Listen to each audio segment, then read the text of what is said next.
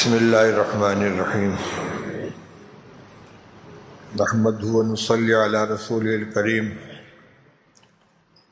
اما بعد فاعوذ باللہ من الشیطان الرجیم بسم اللہ الرحمن الرحیم ان الذین یبایعونک انما یبایعون اللہ ید اللہ فوق ایدیہم فمن نکث فانما ینکث علی نفسہ ومن اوفى بما عاهد عليه الله فسيؤتيه اجرا عظيما صدق اللہ العلی العظیم۔ یہ جو آیت کریمہ میں نے پڑھی ہے یہ بیعت سے متعلق ہے۔ اس میں اللہ جل شانہ نے حضرت نبی کریم صلی اللہ علیہ وسلم کو مخاطب کر کے ارشاد فرمایا ہے کہ بلا شبہ جو لوگ آپ سے بیعت کرتے ہیں وہ اللہ سے بیعت کرتے ہیں۔ ید اللہ فوق ایدیہم، اللہ کا ہاتھ ان کے ہاتھ کے اوپر ہے۔ جب بیعت کی جاتی ہے تو اس میں ہاتھ میں ہاتھ دیا جاتا ہے۔ بیعت کرنے والے کا ہاتھ، جو بیعت کرواتا ہے اس کا ہاتھ نیچے ہوتا ہے اور بیعت کرنے والے کا ہاتھ اوپر ہوتا ہے، اور اگر مصافحہ کر لیا تو دائیں بائیں ہیں۔ تو اللہ تعالیٰ فرماتی ید اللہ فوق ایدیہم، جو لوگ آپ سے بیعت کرتے ہیں، آپ کے ہاتھ پہ اپنا ہاتھ رکھتے ہیں تو اللہ کا ہاتھ ان کے ہاتھ کے اوپر ہے، یعنی ان کا ہاتھ اللہ کے اور رسول اللہ صلی اللہ علیہ وسلم کے ہاتھ کے بیچ میں ہے۔ یہ حقیقت ہے، اس کو ذہن میں رکھیں۔ جب اللہ سے عہد کیا ہے پھر آگے فرماتے فمن نکث فانما ینکث علی نفسہ، جو عہد کر لینے کے بعد اسے توڑے گا وہ اپنا نقصان کرے گا۔ ومن اوفی بما عہد علیہ اللہ فسیؤتیہ اجرا عظیما، اور جو اس عہد کو پورا کرے گا جو اس نے اللہ سے کیا ہے، اللہ تعالیٰ اسے اجر عظیم عطا فرمائیں گے۔ بعض بزرگوں کے یہاں خاص طور سے حضرت مولانا حسین احمد صاحب مدنی رحمۃ اللہ علیہ کی بیعت کے جو الفاظ ریکارڈ میں سنے ہیں وہ یہ جملہ بھی کہلواتے تھے، بیعت کی میں نے جناب محمد الرسول اللہ صلی اللہ علیہ وسلم سے بواسطہ ان کے خلفاء کے۔ یہ اس لیے دہرا رہا ہوں کہ یہ نہ سوچیں کہ آیت کریمہ میں تو ان لوگوں کا تذکرہ ہے جو رسول اللہ صلی اللہ علیہ وسلم سے بیعت کرتے تھے، کہ جو لوگ آپ سے بیعت کرتے ہیں وہ اللہ سے بیعت کرتے ہیں اور اللہ کا ہاتھ ان کے ہاتھ کے اوپر ہے۔ لیکن ہم تو بہت دور چلے آئے، ہم تو رسول اللہ صلی اللہ علیہ وسلم سے بیعت نہیں کر رہے ہیں۔ لیکن حقیقت یہ ہے کہ یہ ایک زنجیر ہے، ایک سلسلہ ہے جس کی کڑی یہاں سے لے کر رسول اللہ صلی اللہ علیہ وسلم تک ملی ہوئی ہے۔ حضور صلی اللہ علیہ وسلم کے ہاتھ پر بیعت کی حضرت صدیق اکبر رضی اللہ عنہ نے، ان کے ہاتھ پہ حضرت عمر فاروق نے، ان کے ہاتھ پہ حضرت عثمان نے، ان کے ہاتھ پہ حضرت علی نے، ان کے ہاتھ پہ حسن بصری نے، اور پھر یہ سلسلہ چلتے چلتے یہاں تک چلا آیا۔ اسی کو سلسلہ کہتے ہیں۔ کون سے سلسلے سے جڑے ہوئے، کون سا سلسلہ ہے؟ سلسلہ کہتے ہیں زنجیر کو۔ اس لیے ادھر کا سرا تو ہمارے ہاتھ میں ہے لیکن آخری سرا رسول اللہ صلی اللہ علیہ وسلم سے جا کر مڑا ہوا ہے، ملا ہوا ہے۔ اس لیے حقیقت میں یہ بیعت اللہ کے رسول صلی اللہ علیہ وسلم ہی سے ہو رہی ہے، اور ہم سب اس عہد کے پابند ہیں جس کا اس آیت کریمہ میں تذکرہ کیا گیا۔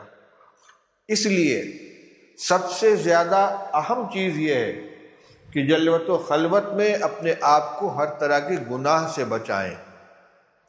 عموماً ذہن میں یہ چیز ہوتی ہے کہ چند معمولات کو پورا کر لینا یہ بیعت کا حاصل ہے، اور اس میں بھی ایک غلط فہمی یہ ہے کہ جو چیز سب سے زیادہ اہم ہے وہ تیسرے نمبر پر چلی جاتی ہے، اور جو اس کے بعد والی دوسرے نمبر پر چلی جاتی ہے، جو سب سے آخر ہے اس کو پہلا نمبر دے دیتے ہیں۔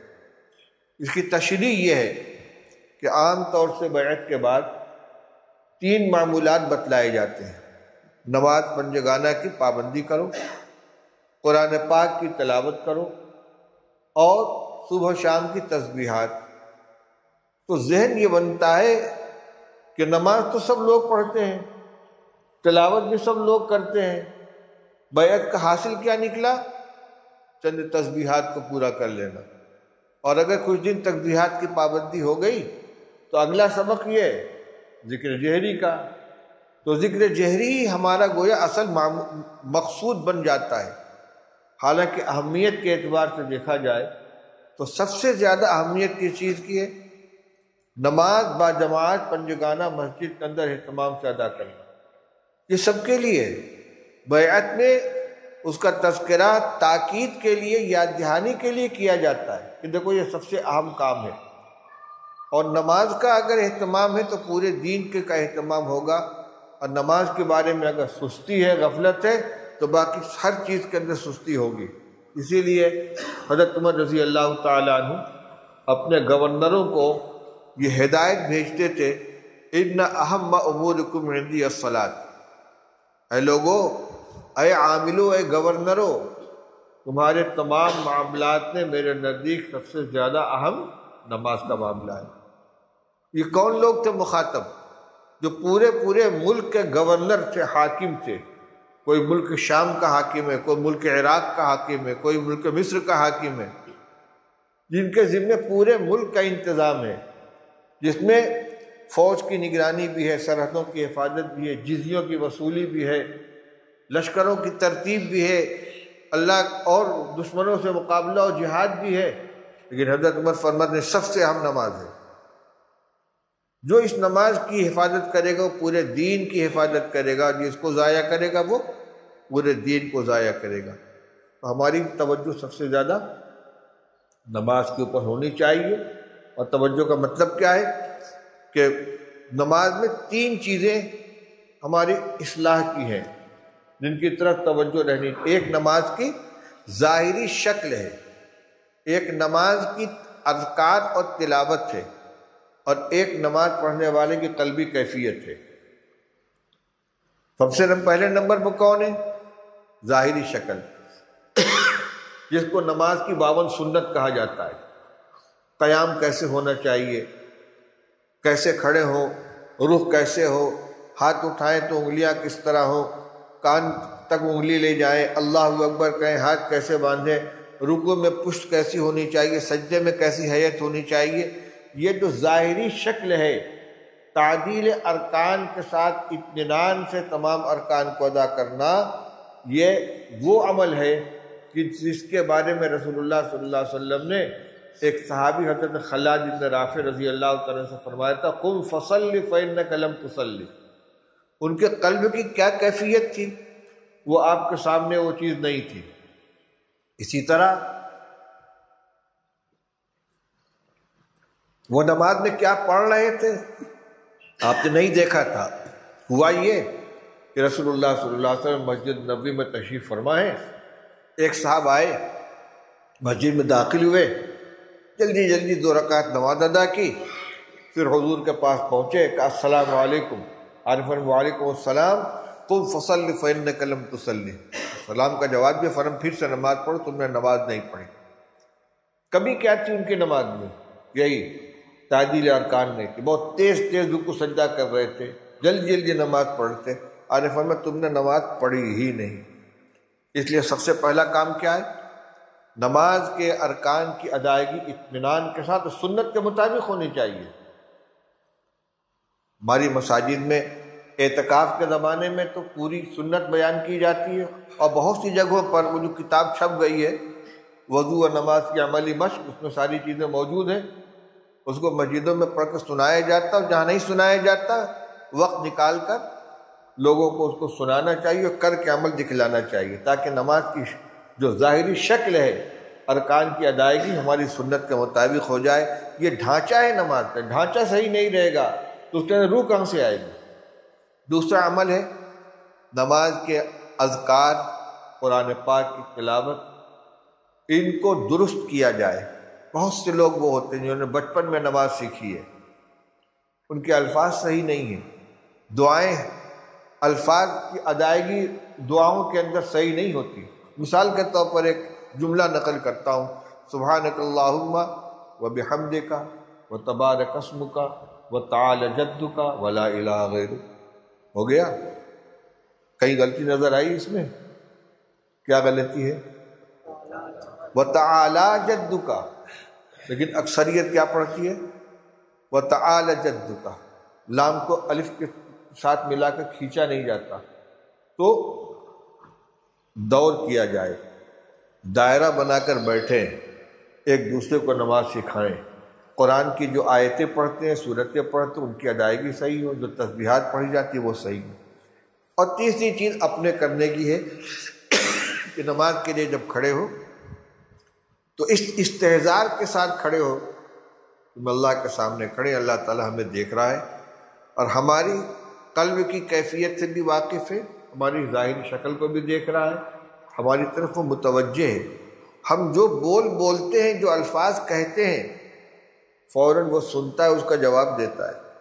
مسلم شریف کی حدیث ہے، اللہ تعالیٰ ارشاد فرماتے ہیں، حدیث قدسی ہے، رسول اللہ صلی اللہ علیہ وسلم فرمایا کہ اللہ جل شانہ فرماتے ہیں، قسمت الصلاۃ بینی و بین عبدی نصفین، میں نے نماز کو اپنے اور اپنے بندے کے درمیان آدھا آدھا بانٹ دیا ہے، حصہ لگا دیا ہے۔ اور صلاۃ سے مراد یہاں سورہ فاتحہ ہے۔ فرمایا اذا قال العبد الحمد للہ رب العالمین قال اللہ حمدنی عبدی، وَإِذَا قَالَ الرَّحْمَنِ الرَّحِيمِ قَالَ اللَّهُ تَعَالَى أَثْنَى عَلَيَّ عَبْدِي، وَإِذَا قَالَ مَالِكِ يَوْمِ الدِّينِ قَالَ اللَّهُ تَعَالَى مَجَّدَنِي عَبْدِي، وَإِذَا قَالَ إِيَّاكَ نَعْبُدُ وَإِيَّاكَ نَسْتَعِينُ يَقُولُ اللَّهُ تَعَالَى هَذَا بَيْنِي وَبَيْنَ عَبْدِي وَلِعَبْدِي مَا سَأَلَ، أو كما قال صلی اللہ علیہ وسلم۔ ایک ایک کلمہ بندہ کہتا ہے الحمدللہ رب العالمین، اللہ تعالیٰ فرماتے ہیں فرشتوں سے، دیکھو میرے بندے نے میری حمد بیان کی۔ پھر بندہ کہتا ہے الرحمن الرحیم، اللہ تعالیٰ فرماتے ہیں دیکھو میرے بندے نے میری ثنا کی، اثنا علی عبدی۔ پھر کہتا مالک یوم الدین، اللہ تعالیٰ فرماتا مجدنی عبدی، میرے بندے نے میری بڑائی بیان کی، میری بزرگی بیان کی۔ پھر کہتا ہے ایاک نعبد و ایاک نستعین، اے اللہ ہم تیری ہی عبادت کرتے، تجھ سے ہی مدد مانگتے، ایک عمل ہمارا اللہ کی طرف، ایک اللہ کی طرف سے ہماری طرف۔ اللہ تعالیٰ فرماتا ہے ھذا بینی و بین عبدی، یہ میرے اور میرے بندے کے درمیان آدھا آدھا ہے، آدھے میں اس نے اپنی بندگی کا اظہار کیا، آدھے میں مجھ سے مانگ رہا ہے۔ وَلِعَبْدِي مَا سَأَلَ، اب بندہ جو مانگتا اس کو میں نے دیا۔ یہ تصور ہو کہ ہم پڑھ رہے ہیں، ہم کلمہ ادا کر رہے ہیں، اللہ تعالیٰ سن رہے ہیں، ہمارے ہر کلمے کا جواب مل رہا ہے، وہ ہماری طرف متوجہ ہے، استحضار نصیب ہو۔ اور یہ بھی کہ اللہ تعالیٰ تو ہماری طرف متوجہ ہیں اور ہم دوسری طرف دھیان کیے ہوئے ہوں، کس قدر بے ادبی کی بات ہے۔ من بتو مشغول تو با زید و عمر، میں تیری طرف متوجہ ہوں تو دوسروں کی طرف متوجہ ہے۔ تو نماز کو سب سے اول نمبر پر اپنے ٹھیک کرنے کی کوشش کرنی چاہیے، اس میں جہاں کمی ہے اس کی اصلاح کریں۔ نمبر 2 قرآن پاک کی تلاوت ہے۔ قرآن پاک کی تلاوت ذکر اور تسبیح سے زیادہ اہم ہے، ہم اس کو تیسرے نمبر پر رکھتے ہیں۔ کسی سے پوچھئے کہ بھائی کیا حال ہے، کہ معمولات کی الحمدللہ پابندی ہو رہی ہے۔ تو معمولات کی پابندی کا مطلب کیا ہے؟ تسبیحات ہو رہی ہیں، اور اگر ذکر ہے تو الحمدللہ ذکر پورا ہو رہا ہے۔ تلاوت میں ذرا کچھ کوتاہی ہو، کہاں معمولات کی پابندی ہو رہی ہے؟ معمول اول تلاوت قرآن پاک، اس پہ ناغہ نہیں ہونا چاہیے، مقدار میں کمی بیشی ہو جائے بھلا، لیکن تلاوت ترک نہیں ہونی چاہیے، کوئی دن تلاوت سے خالی نہیں ہونا چاہیے۔ اس کے بعد سونے پر سہاگا، اس میں نورانیت پیدا کرنے کے لیے، اپنی نماز میں، اپنی تلاوت میں، اپنے قلب میں نور پیدا کرنے کے لیے یہ اذکار ہیں، یہ تسبیحات ہیں، لیکن جو بنیادی چیزیں ان سے صرف نظر کر کے ان سے غفلت برت کر نہیں، یہ ترتیب ہمارے ذہن کے اندر رہنی چاہیے۔ اور ان سب کے بعد سب سے اہم کیا ہے؟ گناہوں سے بچنا، جو میں نے شروع میں ذکر کیا کہ اللہ تعالیٰ نے فرمایا جو لوگ بیعت کرتے ہیں اور اللہ سے بیعت کرتے ہیں، اللہ اس کو دیکھ رہا ہے، جان رہا ہے، تو جلوت و خلوت میں گناہوں سے بچنا یہ سب سے زیادہ ضروری ہے۔ فرائض کی پابندی ہو رہی ہے، واجبات کی پابندی ہو رہی ہے، سنن مؤکدہ ادا ہو رہے ہیں، بالفرض کوئی بھی نفلی عمل نہیں ہو رہا، لیکن گناہ سے آدمی بچا ہوا ہے، وہ بہتر ہے، وہ افضل ہے اس شخص کے مقابلے میں کہ جو اشراق بھی پڑھ رہا ہے، اوابین بھی پڑھ رہا ہے، چاش بھی پڑھ رہا ہے، تلاوت بھی کر رہا ہے، ذکر بھی کر رہا ہے، لیکن غیبت بھی ہو رہی ہے، بد نظری بھی ہو رہی ہے، گناہوں میں بھی ابتلا ہے۔ یہ تو اندر سے جا رہا ہے نا، گھن لگ رہا ہے، اس لیے گناہوں سے بچانے کا اہتمام اپنے آپ کو سب سے زیادہ کریں، حقوق اللہ کے سلسلے میں بھی، حقوق العباد میں بھی، ہماری ذات سے کسی کو تکلیف نہ پہنچے۔ المسلم من سلم المسلمون من لسانہ و یدہ، ہمارے ہی لیے تو ہے۔ مسلمان کون ہے؟ جس کے ہاتھ اور زبان سے دوسرے مسلمان محفوظ رہے۔ المؤمن من امن الناس بوائقہ، مومن وہ ہے کہ جس کی ایذاؤں سے تمام لوگ محفوظ رہیں۔ کوشش اس کی ہونی چاہیے ہماری ذات سے کسی کو تکلیف نہ پہنچے، کوئی حق نہ مارا جائے، ایثار کی عادت ڈالیں، اپنے اوپر دوسروں کو ترجیح دیں، خود تکلیف اٹھا لیں، قربانی دے دیں، لیکن دوسروں کو اپنے اوپر ترجیح دیں۔ یہ ہے اللہ کے نظر میں محبوب بننے والی چیز۔ اب اس کے ساتھ یہ چیزیں گناہوں سے بچنے پوری کوشش کر۔ ابھی ایک صاحب پوچھ رہے تھے کیا یہ ممکن نہیں ہے کہ آدمی مطلق گناہوں سے بچے؟ ان کا امکان عقلی تو بہرحال ہے، اس لیے گناہ کس کو کہتے ہیں؟ اختیاری عمل کو۔ گناہ وہی چیز ہے جو بندہ اپنے اختیار سے کرتا وہ گناہ ہے، اور جو غیر اختیاری طور پر ہو جاتا ہے وہ گناہ نہیں ہے۔ اسی لیے رسول اللہ صلی اللہ علیہ وسلم نے ارشاد فرمایا یا علی لا تتبع النظرۃ النظرۃ فإن لك الأولى وليست لك الآخرة، اے علی ایک نظر پڑنے کے بعد دوبارہ نظر مت ڈالو، پہلی معاف ہے دوسری معاف نہیں ہے۔ کسی عورت پر، کسی نامحرم پر بلا ارادہ اچانک نظر پڑ گئی، فوراً نظر نیچی کر لو، اس پر پکڑ نہیں ہے، وہ معاف ہے، کیونکہ اس میں اپنے ارادے کو دخل نہیں ہے۔ لیکن اگر اسی نظر کو باقی رکھا یا دوبارہ نظر اٹھا کر دیکھا تو یہ بالارادہ ہے۔ جو گناہ اپنے ارادے سے کیا جائے وہی گناہ ہے، اور جو بلا ارادہ جو چیز صادر ہو گئی چاہے اس کا اثر ہو۔ دیکھیے روزہ رکھتے ہیں نا، روزے میں بھول کر کھا پی لیا، روزہ نہیں ٹوٹا، اور کلی کر رہے تھے حلق میں پانی چلا گیا، روزہ ٹوٹ جائے گا، لیکن اس سے گناہ نہیں ہوگا، اس لیے کہ ارادے سے اس نے پانی نہیں پیا ہے۔ تو بالارادہ اگر کوئی کام کیا ہے تو اس پر پکڑ ہوگی۔ اگر پی لے گا ذرا سا، روزے کا رمضان کا روزہ ہے تو صرف قضا ہی نہیں، 2 مہینے کا روزہ کفارے میں ادا کرنا پڑے گا۔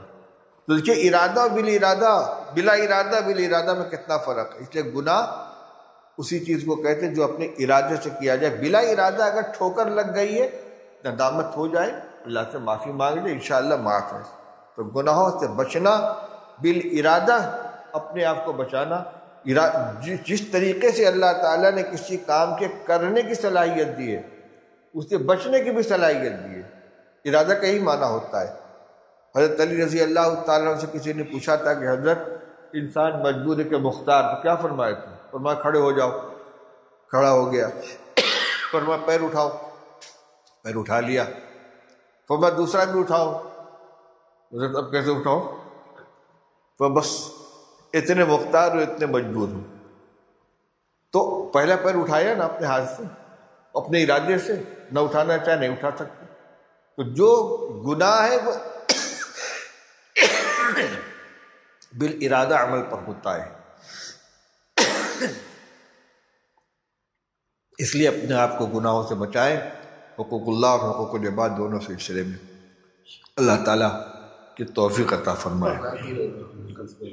ہاں، اس طرح نماز کے قابل ہونے کے لیے ظاہری شکل اور قلبی کیفیت وغیرہ ہونا چاہیے، لیکن تلاوت کے اندر بھی چیز موجود ہونی چاہیے۔ ذکر میں بھی، تلاوت میں بھی استحضار ہو۔